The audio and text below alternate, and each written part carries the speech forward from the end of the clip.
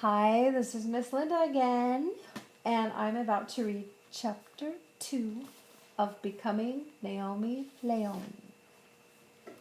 Chapter 2 is called A Skulk of Foxes. A knocking became a pounding, because remember somebody was knocking at the door? And someone yelled, "Anyone home?" "That's not Fabiola," said Graham. "Naomi, you expecting anyone?" I shook my head. I thought I'd heard that voice before, but I couldn't put it to a face. Setting the bowl aside, my hand twitched and I missed the counter. The 3 soap carvings tumbled to the floor in a rain of white feathery shavings. "For heaven's sake, Naomi," said Graham, "it looks like a fox got into the hen house. Clean that up lickety-split and I'll get the door." Graham got up, turned off the television, and reached the door in one step. "Did I mention that company's coming twice? I hope it isn't someone trying to sell me something, and me in my clown head. I surely don't need door-to-door makeup." If it was a salesperson, they'd have to talk to Graham through the screen, because she never, ever set foot outside the trailer in her hair curlers. Graham opened the door. She narrowed her eyes like she was trying to focus real hard. While I cleaned up the soap mess, I craned my neck to see who was standing on the step. "Well, aren't you going to invite me in?" Graham truly looked like she'd seen an apparition, which is what she calls a ghost. She finally stepped aside, and a lady walked in, pulling a big black plastic garbage bag that she had to tug through the small door opening.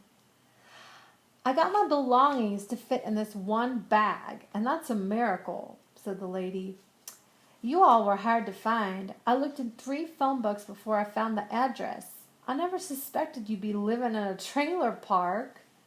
She wore jeans, red boots, a black leather jacket, and a hefty splash of sweet gardenia perfume. Her hair looked like that crayon called maroon, the one that's not purple and not red but something in between. And for some reason, I couldn't take my eyes off her lipstick. It was the exact same color as her hair and went up and down in a perfect round M on her top lip. Owen sniffed the sweet air.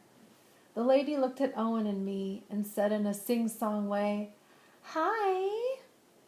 When she got no more than a blink from us, she sat down on the covered bench that served as the seat for the kitchen table. When the table was put up, the seat doubled out as a fold-out bed. She took a long look at us, then turned to Graham, who was still holding the door wide open, and said, "Just look at these babies." All I could think was that nobody in their right mind would ever mistake me for a baby. Sure, Owen looked more like a kindergartner than a second grader, but it was for positive that he was nowhere near babyhood. Graham finally shut the door. The lady said, "My, you 2 have gotten big." A strange queasy feeling crawled around my stomach. "Naomi, Owen, get yourselves on over here and give me a hug." Slowly Graham shook her head back and forth, still looking dazed. "You can't just waltz in here after all these years and expect these children to recognize you."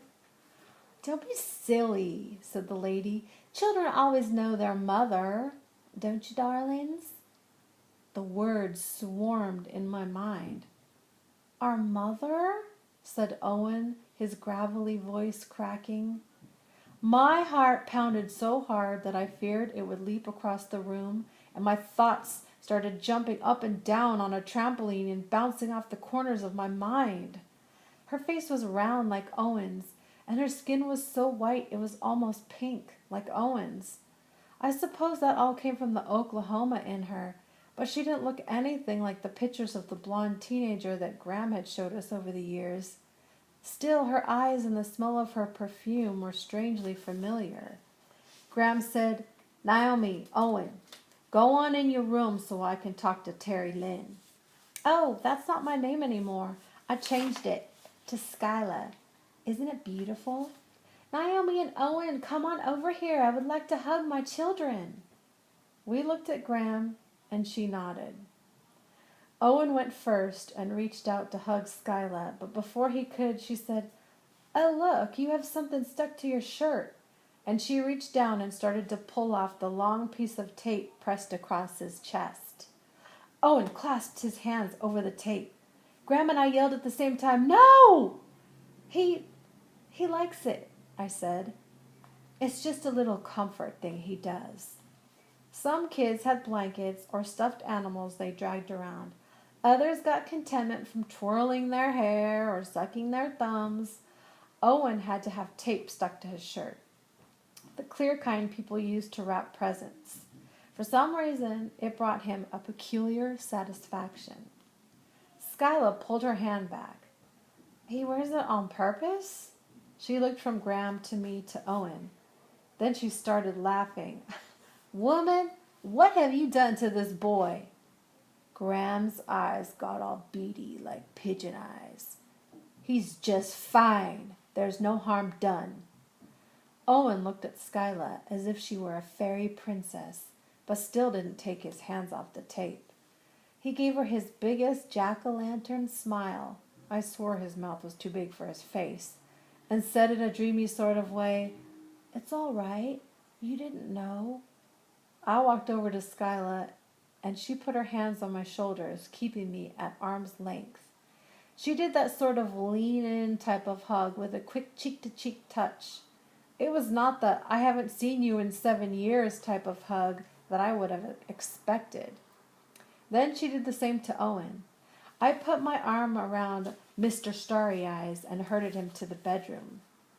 As soon as we were there, Owen grabbed my hands and started jumping up and down. "It's our mother! It's our mother! Maybe she missed us and wants to know all about us, and she has presents for us." "Shh! Owen, stop," I said.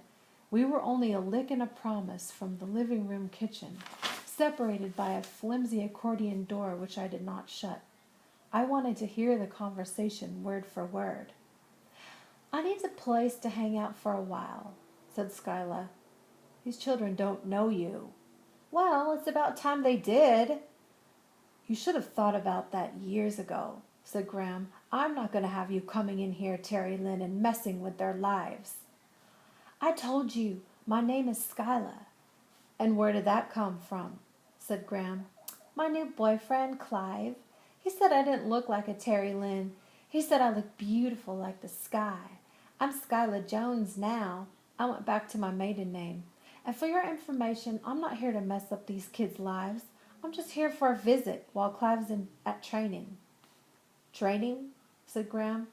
"He's a tattoo artist," said Skyla. "And don't look at me with that hard-eyed stare. There's good money in tattoos. He's learning dragons and flames from a guy in downtown San Diego. Clive is staying with him at the studio, and it's too small for me, too. So I thought since I was in the area, it would be a good time to, reconnect with my children." "Where have you been all this time?" asked Graham. "I've had some trouble." "What kind of trouble?" said Graham. Even though my ear was straining to catch a phrase, their voices gathered in a whirl of whispers I couldn't hear. Then we heard Skyla yell, "You can go along with me or not. I'm their mother, and Clive says I have rights." Now we heard Graham loud and clear. "You left those children with me when that boy was a year old and covered head to hide with infected insect bites. Naomi was 4 and didn't even talk until she was almost 6.